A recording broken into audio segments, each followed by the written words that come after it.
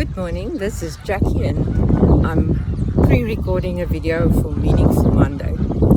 I'm still here on the farm and this is my last day. I'm returning home this evening, and when you see this video it will be about a week later.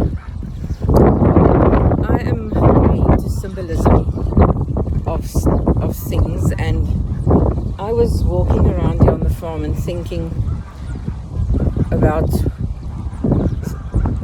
stuff on the farm that symbolizes something that we can relate to.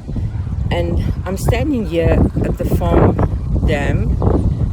This water supplies the little orchard of water and the vegetable garden, and I'm going to show you the dam now.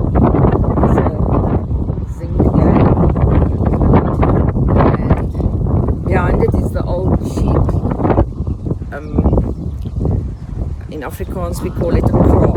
It's like a lair, and when the sheep in there, they don't stay in closed barns because we don't have snow. So the reason why I'm talking here beside the dam is that the dam is reminding me of our lives, and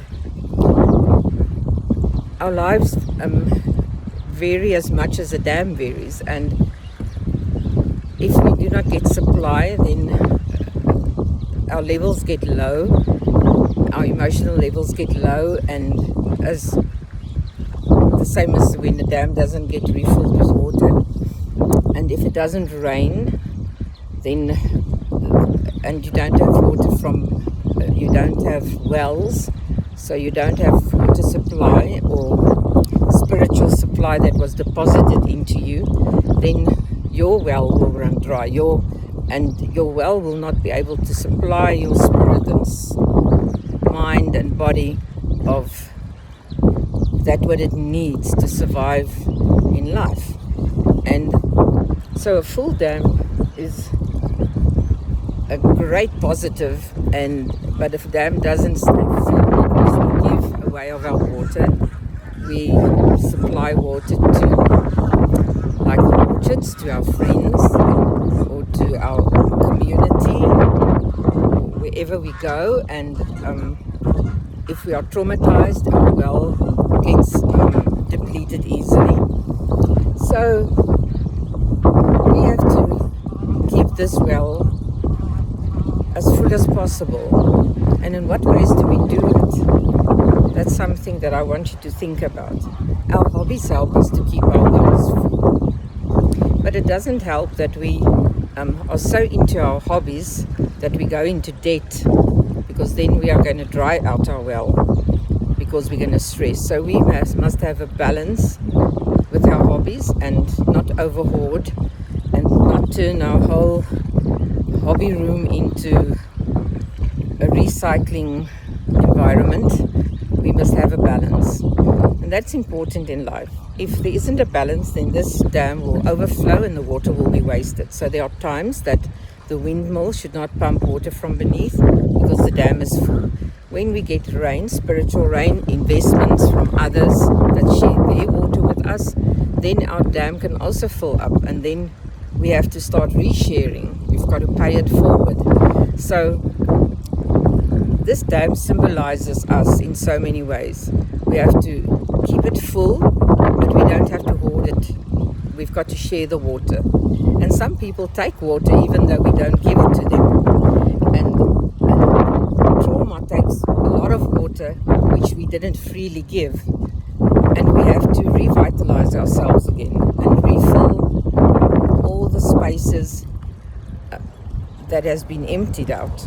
But together with that, we cannot just, with what are we filling it? Are we filling it with TV shows? Are we filling it with enrichment, spiritual enrichment, educational enrichment? Do we learn new hobbies? Do we learn new things about our environment, about our landscape, about our lives, even about our relationships with people, our families? When we travel, we also experience new things, and it's a give and take. So we have to look after our wells, and we have to look after our dams, because we've got deep down, we've got a well that supplies the dam, and we have to keep the cycle going so that we can pay it forward and also receive. So if you just hoard and keep everything to yourself and don't share your new ideas or share a bit of your supplies or help somebody that is in need, or I'm just relating this now to mostly crafting wise, there are times that we have to give, and there are times that we may accept. And when we accept, we should do it in so much gratitude, and we should immediately remember, pay it forward, because somebody else could also be in that position that needs something. And when we are blessed, let the dam flow over and bless others. Things are so difficult in our world at the moment, and we really need to take a look around ourselves and not just be self-centered and self-focused. We need to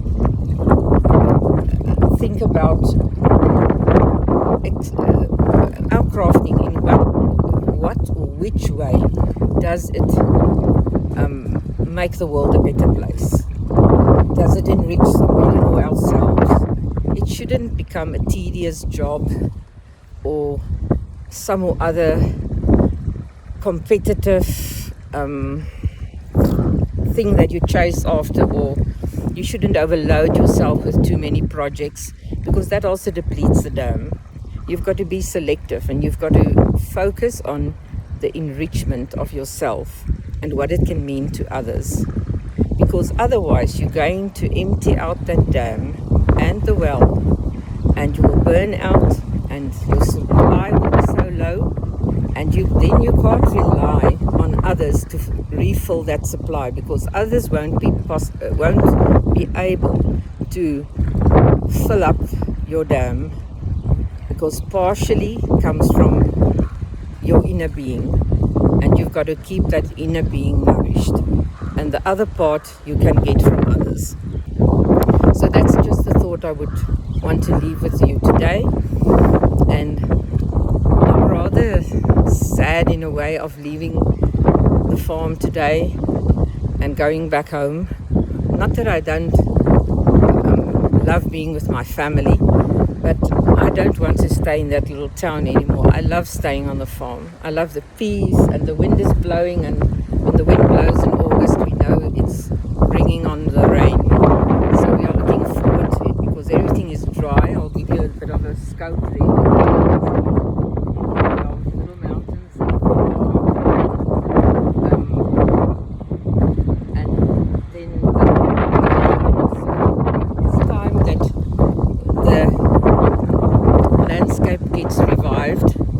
Rain, and the trees bear fruit, and we bear fruit. So for us, spring is now on the way. For you, it's fall, autumn, and you have to shed those unnecessary leaves, and you have to work on your inner being in winter to refill your inner supply, and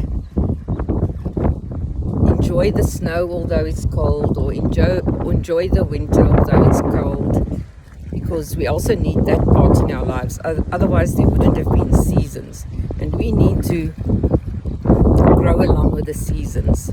So cherish the autumn as we cherish spring that is now on its way and showing up in our area, and be mindful.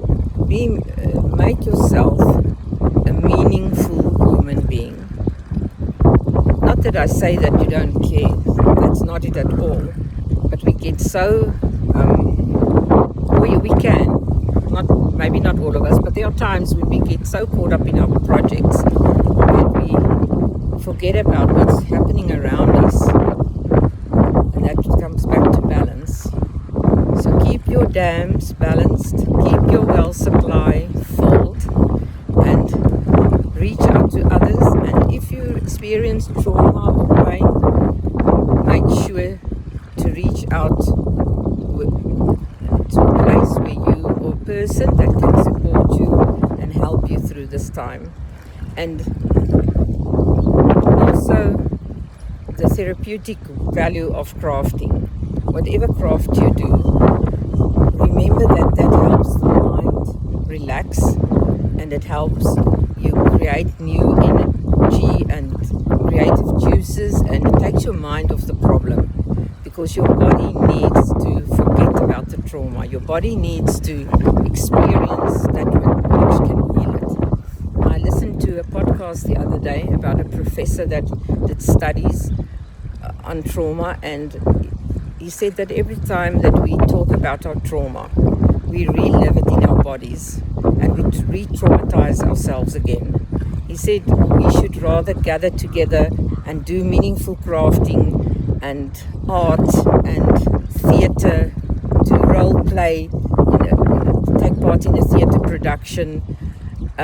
Don't go for art therapy, don't go for music therapy. Go to the theatre and enjoy a symphony concert or an opera or a musical.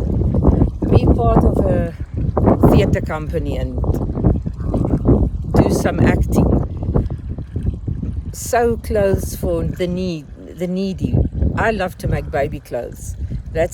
And knit and crochet baby clothes. That is something I adore to do. So there are so many different ways we can enrich ourselves and get release from the trauma.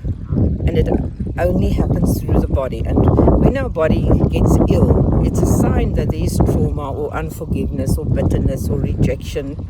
There's so fear, so many stuff that causes illness in our bodies, because it's connected to emotional experiences. And you cannot get healing if you do not let those emotions go and forgive and set yourself free, because you're not freeing the person that traumatized you, you're freeing yourself. So let's make our lives free of pain and full of love and peace and happy crafting. So enjoy the rest of your week, and I'll be back again with a video, and then it won't be here on the farm. So have a nice day. Bye-bye.